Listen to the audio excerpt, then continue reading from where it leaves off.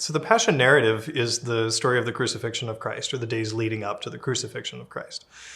Generally, that's when we see it in music history.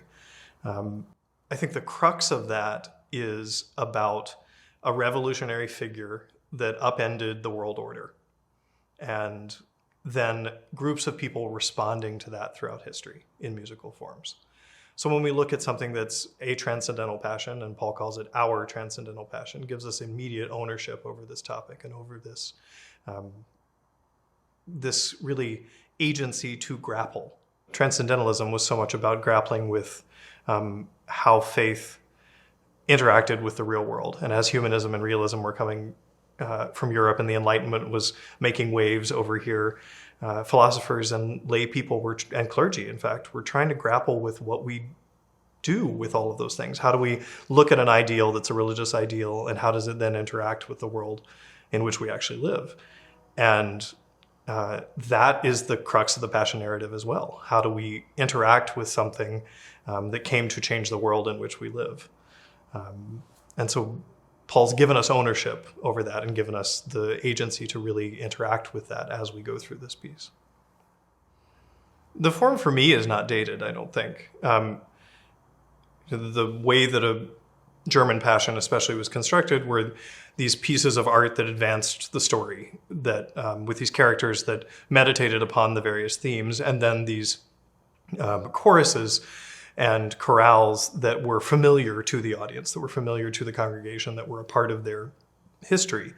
So that element of something that is familiar, something that is permanent in our experience, that is then transformed and changed by what happens around it, that still feels fresh and relevant to me. So in this case, we have these hymn tunes or these sacred harp tunes that we grew up with, that are a part of other musical entities, and what's around it allows us to recontextualize those. Personally, I do find it dated. Personally, I don't connect to Transcendentalism in a really intrinsic way. What I do connect to is that they were grappling with a philosophical idea and trying to make it make sense in their world of experience. And I think that's what we're doing all day long right now, especially. We look at what we think should be an ideal in the world, whatever it is, and we see so much evidence that shows us that that ideal is not borne out in our everyday experience. And so how do we hold fast to that ideal, which is important to us, while also experiencing contrary information and contrary input?